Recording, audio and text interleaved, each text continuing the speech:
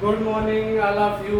जैसा कि हमने आपसे वादा किया था, हम आपको संविधान की सफलता सीरीज देंगे और आने वाले एग्जाम में ए टू जेड जो भी संविधान से क्वेश्चन होंगे, कोई भी क्वेश्चन बाहर नहीं जाएगा। तो इसी के क्रम में हम आज संविधान की सफलता सीरीज का क्लास नंबर 2 लेकर आए हैं। क्लास नंबर 1 हमने पहले ही दे दिया है, आप उसमें जाकर देख सकते हैं, वीडियो रिपीट कर उसे देख सकते हैं। तो आज हमारा क्लास नंबर 2 है संविधान की सफलता सीरीज में। हमारा टॉपिक चल रहा है अनुच्छेद, यानी जितने भी हमारे महत्वपूर्ण अनुच्छेद हैं, हम सारे अनुच्छेद 1 बाय 1 कवर कर रहे हैं। और कोई भी अनुच्छेद आपका अगर एग्जाम में आता है तो ये हमारा वादा है कि वो आर्टिकल आपसे बचकर नहीं जाएगा, आप उसे सही कर आएंगे। तो क्लास को अंत तक जरूर देखना और क्लास को पूरा सपोर्ट देना, सब्सक्राइब जरूर करना, लाइक जरूर करना, क्योंकि लाइक करने में कुछ नहीं जाता। हम जो सब कुछ दे रहे हैं आपको निःशुल्क दे रहे हैं और आने वाले समय में आपको जल्द मैथ, रीजनिंग, हिंदी ये सारी क्लासें देखने के लिए मिलेंगी। फिलहाल हम 2 क्लासें चला रहे हैं, करंट अफेयर और संविधान की सफलता सीरीज जो है बिहार पुलिस को देखते हुए री एग्जाम है, यूपी पुलिस का री एग्जाम है, यूपीएससी TR3 का री एग्जाम है। इन सबको देखते हुए हम सफलता सीरीज आपके सामने चला रहे हैं। तो मुझे उम्मीद है कि आपको क्लास बहुत पसंद आती होगी और आपका बहुत प्यार और सपोर्ट मिल रहा है। चलिए आज की क्लास हम शुरू करते हैं। तो आज की क्लास शुरू करते हैं। इससे पहले तक के अनुच्छेद हमने करा रखे हैं। तो आज का हमारा सबसे पहला जो अनुच्छेद है, अनुच्छेद 52 है। अनुच्छेद 52 में कहा गया है भारत का एक राष्ट्रपति होगा, यानी हमारे संविधान में ये जिक्र किया गया है कि भारत का एक राष्ट्रपति होगा। और ये याद रखना, भारत राष्ट्रपति जो है संविधान में भारत का राष्ट्रपति होगा। राष्ट्रपति प्रथम नागरिक होता है और किसी को भी अगर राष्ट्रपति बनने का अगर क्षमता होती है तो उसकी मिनिमम एज कम से कम 35 वर्ष होनी चाहिए। उसके लिए कंडीशन है, वो पागल, दिवालिया या कोई सरकारी पद पर ये सब होती हैं, इन पर ना हो वो राष्ट्रपति बन सकता है। तो ये हमारा सबसे पहला। और आपको बता दूं कि राष्ट्रपति को जो वेतन मिलता है 5 लाख पर मंथली राष्ट्रपति को वेतन मिलता है। ठीक है, तो आप समझ गए होंगे अनुच्छेद 52 में भारत का राष्ट्रपति होगा। नेक्स्ट अनुच्छेद है हमारा अनुच्छेद 53, संघ की कार्यपालिका की शक्ति राष्ट्रपति में निहित, यानी संघ का मंत्रिमंडल या जो संघ की सरकार, हमारी केंद्र में सरकार चलती है, उसकी कार्यपालिका की जितनी भी जो भी शक्तियां होती हैं सब राष्ट्रपति में निहित होती हैं। अगर कोई भी बिल पास करना होता है तो वो बिल लोकसभा से राज्यसभा में जाएगा, राज्यसभा के बाद फाइनल राष्ट्रपति डिसीजन लेता है। राष्ट्रपति के डिसीजन के बाद ही वो बिल संविधान में संशोधन किया जा सकता है और संविधान में जोड़ा जा सकता है। तो जो संघ में सब कार्यपालिका की सारी शक्ति जो किसमें निहित होती है, राष्ट्रपति में निहित होती है। अच्छा, राष्ट्रपति की बात हो रही है तो बताइए वर्तमान में हमारे देश के राष्ट्रपति कौन है?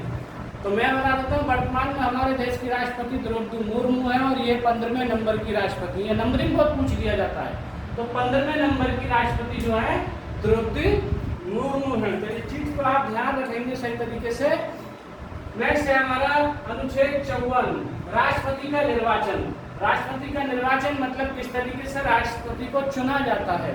तो राष्ट्रपति के निर्वाचन की प्रक्रिया जो होती है, राष्ट्रपति के निर्वाचन की प्रक्रिया होती है कि जितने भी लोकसभा, राज्यसभा और राज्य की विधानसभाओं के निर्वाचित सदस्य और 2 संघ शासित प्रदेश, एक दिल्ली, एक पुदुचेरी, इन सबके निर्वाचित सदस्य, लोकसभा, राज्यसभा, विधानसभा के निर्वाचित सदस्यों के वोटों के द्वारा जो है राष्ट्रपति चुना जाता है, यानी राष्ट्रपति को निर्वाचित किया जाता है।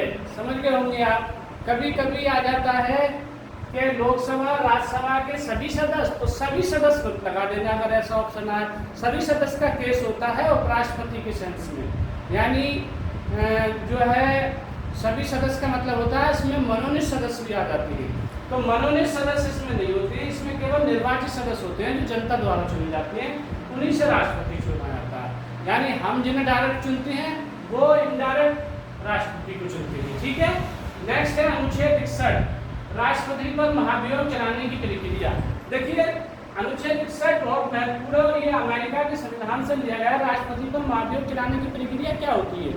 अगर राष्ट्रपति के द्वारा कोई गलत कार्रवाई पाई जाए, देश के खिलाफ या कानून के खिलाफ कुछ भी ऐसा पाया जाए, तो राष्ट्रपति पर संसद के किसी भी सदन में राष्ट्रपति पर महाभियोग लाया जाता है। ज़्यादातर लोकसभा में महाभियोग लाया जाता है और महाभियोग की प्रक्रिया में प्रस्ताव पास होता है और प्रस्ताव के द्वारा राष्ट्रपति को हटाया जाता है, लेकिन उसे 14 दिन पहले सूचित किया जाता है ताकि वो अपनी कोई भी उसमें सफाई दे सके कि भाई मैंने ऐसा ये जुर्म या ये गलती नहीं की है, और अगर वो इसका दोषी पाया जाता है तो उसे राष्ट्रपति को इस्तीफा देना पड़ता है। तो ये बहुत ही महत्वपूर्ण अनुच्छेद है, ये हर एग्जाम में जरूर पूछा जाता है। तो दोस्तों ज़्यादातर जितने भी अनुच्छेद हम करवा रहे हैं ये सब एकदम एक महत्वपूर्ण है और हर एक एग्जाम में ये पूछे जाते हैं। नेक्स्ट है अनुच्छेद 63, भारत का उपराष्ट्रपति। यानी अनुच्छेद 63 में कहा गया है भारत का एक उपराष्ट्रपति होगा। तो आप कमेंट बॉक्स में बताएंगे कि सबसे पहले भारत के उपराष्ट्रपति कौन थे और वर्तमान में भारत के उपराष्ट्रपति कौन है। ठीक है, अब बात आती है, अब मैं थोड़ा सा हालांकि इसमें पूछा तो नहीं है लेकिन मैं बता देता हूँ। भारत के उपराष्ट्रपति का जो निर्वाचन होता है वो राज्यसभा लोकसभा के सभी सदस्यों द्वारा होता है। ठीक है, यानी निर्वाचित और मनोनीत दोनों सदस्यों द्वारा उपराष्ट्रपति चुना जाता है। तो उपराष्ट्रपति हो गया। नेक्स्ट है अनुच्छेद 64, उपराष्ट्रपति राज्यसभा का पदेन सभापति। यानी उपराष्ट्रपति जो होता है राज्यसभा का अध्यक्ष होता है। जैसे लोकसभा का अध्यक्ष होता है, सांसद के किसी भी सदस्य को सांसद के सदस्य चुन लेते हैं लोकसभा का अध्यक्ष। इसी तरीके से उपराष्ट्रपति जो होता है वो राज्यसभा का अध्यक्ष होता है, राज्यसभा की अध्यक्षता करता है, लेकिन ये इस सभा का सदस्य नहीं होता है, ये राज्यसभा का सदस्य नहीं होता है।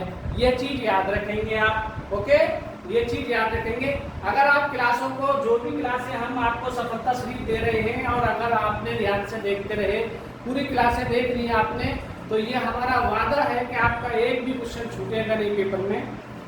नेक्स्ट है अनुच्छेद 65, राष्ट्रपति का पद रिक्त होने पर उस उपराष्ट्रपति के कार्य व निर्वहन कार्य।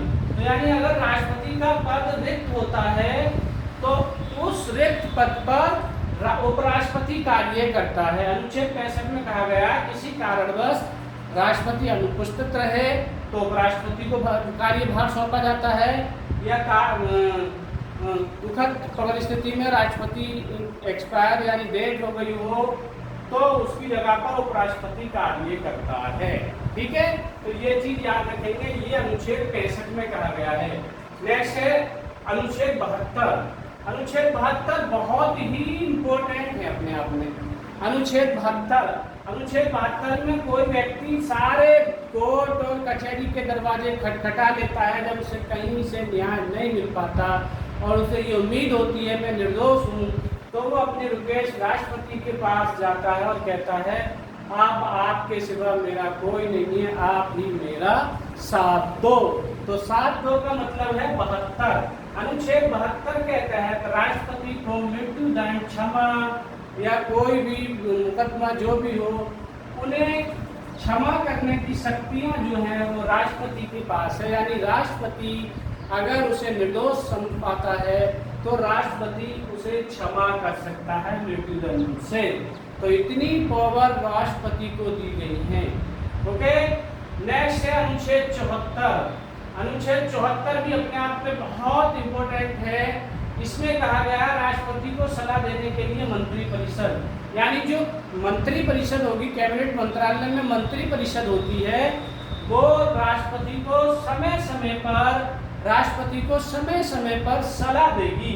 यानी राष्ट्रपति को सुझाव और सलाह कौन देगी? मंत्री परिषद देगी। और ये हमारे संविधान में जो इंक्लूड किया गया है, जिक्र किया गया है, वो जो है 74 में किया गया है, ठीक है, अनुच्छेद 74 में। अनुच्छेद 76 ये भी बहुत ही इम्पोर्टेंट है अपने आप में। तो भारत का महान्यायवादी यानी ये देश का सबसे बड़ा कानूनी अधिकारी होता है और सेंट्रल लेवल पर सेंट्रल गवर्नमेंट का कानूनी अधिकारी जो होता है भारत का महान्यायवादी होता है, और राज्यों में जो होता है राज्य सरकारों का वो महाधिवक्ता होता है, अनुच्छेद 165 के तहत होता है। तो ये चीज आप याद रखेंगे। और वर्तमान में अच्छा कमेंट बॉक्स में बताएंगे वर्तमान में भारत के महान्यायवादी कौन है, ये चीज आप बताएंगे कि वर्तमान में भारत के महान्यायवादी कौन है, ठीक है। नेक्स्ट है अनुच्छेद 78। अनुच्छेद 78 में कहा गया राष्ट्रपति को जानकारी देने के संबंध में प्रधानमंत्री के कर्तव्य है। तो अनुच्छेद 78 में यानी बहुत इंपोर्टेंट है, ये भी बहुत महत्वपूर्ण है। अनुच्छेद 78 में राष्ट्रपति को जानकारी देने के संबंध में प्रधानमंत्री के कर्तव्य है, यानी समय समय पर प्रधानमंत्री राष्ट्रपति को सूचना से अवगत कराएंगे, जानकारी देंगे, ये होते हैं अनुच्छेद 78 में प्रधानमंत्री के कर्तव्य। तो दोस्तों उम्मीद है क्लास आपको बहुत अच्छी लगी होगी और इसे 1 बाय 1 नोट जरूर करते रहना। सारे ही आर्टिकल हम आपको जल्दी 4-5 क्लासों में करा देंगे और इन जो खास इंपोर्टेंट अनुच्छेद हैं इन्हीं अनुच्छेदों में से पूछा जाता है। कोई भी अनुच्छेद इससे बचकर बाहर नहीं जाएगा। हमने वादा किया है संविधान की सफलता सीरीज का, संविधान का हर एक वो टॉपिक जो आपके पेपर में पूछा जाता है हम आपको देंगे। और आप इसी तरीके से अपना प्यार और सपोर्ट हमारे साथ बनाए रहिए। बेस्ट स्टडी अड्डा 4.0 को सब्सक्राइब करना ना भूलें, लाइक और शेयर करना ना भूलें। आपका बहुत प्यार मिल रहा है चैनल पर, इसी तरीके से अपना प्यार देते रहें। दोस्तों से भी सब्सक्राइब करवाएं, चैनल को सब्सक्राइब जरूर कर लें। लास्ट में मेरी यही रिक्वेस्ट है कि आप सभी दोस्त चैनल को सब्सक्राइब जरूर कर लें और ज़्यादा से ज़्यादा प्यार दें। धन्यवाद।